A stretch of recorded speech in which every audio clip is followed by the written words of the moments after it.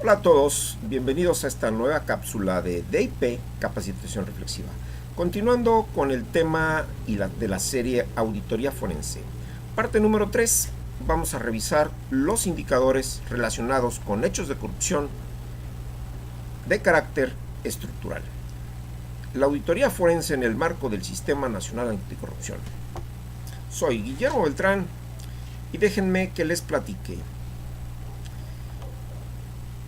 En el contexto de una auditoría forense, los indicadores van a ser unas guías que van a permitir que el auditor responsable se cerciore de la existencia de ciertos factores, de ciertos indicadores de carácter estructural que le van a indicar que posiblemente existan hechos de corrupción. Es decir, la prevención y detección de hechos de corrupción parte desde la etapa de planeación de una auditoría, en este caso una auditoría forense. Dentro de esas detecciones iniciales que con base en la experiencia de un auditor deben revisarse, mencionamos los siguientes 5 puntos. Esta lista es una lista enunciativa, más no limitativa. Puede haber más. De hecho, existen más elementos a considerar por el auditor. El primer indicador estructural que vamos a comentar es la ausencia de un sistema formal de control interno o un sistema de control interno deficiente. ¿Qué podemos decir aquí? Cuando el auditor llega y lo primero que encuentra, que no existen manuales de organización, que no existen manuales de políticas y procedimientos, o que si bien estos existen, las operaciones reales que se realizan en un ente público no se apegan a las directrices, no se apegan a lo que está escrito. No existe o no se aplica o no se conoce un código de ética por parte de los servidores públicos. No existe de manera formal una unidad interna llamada posiblemente un comité de control interno, un comité interno de auditoría que sea el responsable precisamente de llevar a cabo toda una metodología estructurada de control interno. Un verdadero compromiso en el ambiente de control de la administración del ente público. Un verdadero análisis de los riesgos, de la administración de riesgos. Verdaderos sistemas de comunicación.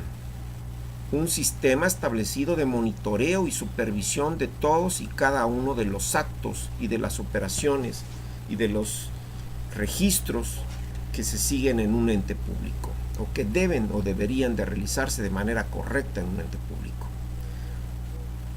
Un segundo indicador de carácter estructural es cuando el auditor encuentra observaciones recurrentes de otros entes fiscalizadores. Contrario a lo que se piensa, los entes públicos normalmente están a veces hasta sobreauditados, es decir, en un mismo periodo los revisa la Auditoría Superior de la Federación, los revisa la Secretaría de la Función Pública. En las entidades federativas son revisados por los órganos estatales de control, por los órganos internos de control y en ocasiones, de acuerdo con la normatividad, por despachos externos. Entonces es importante que el auditor se siente y analice todos estos informes de ejercicios anteriores o del propio ejercicio a revisar, para saber en dónde pueden estar los detalles que representen posibles riesgos de hechos de corrupción. Muchas veces las auditorías, que son básicamente de carácter administrativo, omiten mencionar o llamar a las cosas por su nombre. Es decir, un auditor puede detectar que ciertos recursos monetarios fueron transferidos quizá de una cuenta específica a otra cuenta, cuando esos recursos están etiquetados porque pertenecen a un ramo 33 en una entidad federativa, donde no pueden aplicarse a otro destino que no sea el autorizado por la ley. Entonces, una simple observación administrativa pues tiene que etiquetarse con sus verdaderos alcances. Es una falta grave, un desvío de recursos, y en su momento puede constituir un peculado con consecuencias en el ámbito penal. Tercer indicador, cuando el auditor encuentra una alta rotación de personal en áreas relacionadas con el manejo de bienes o de recursos que representan obviamente valores en dinero. como son las áreas quizá de almacenes, donde se registran las entradas y salidas de bienes, o las propias áreas de tesorería. Bien, continuamos con un cuarto indicador de carácter estructural. Cuando el auditor encuentra que existen discrepancias documentales en áreas clave como podría ser las áreas de adquisiciones, las áreas de tesorería, contabilidad o donde se realizan los pagos de la nómina. ¿Cuántas veces no encontramos expedientes que tienen que ver con adquisiciones de bienes en donde los procesos de licitaciones públicas no se siguen de la manera correcta, donde las excepciones a las licitaciones públicas con valores importantes no están debidamente fundamentados en la ley?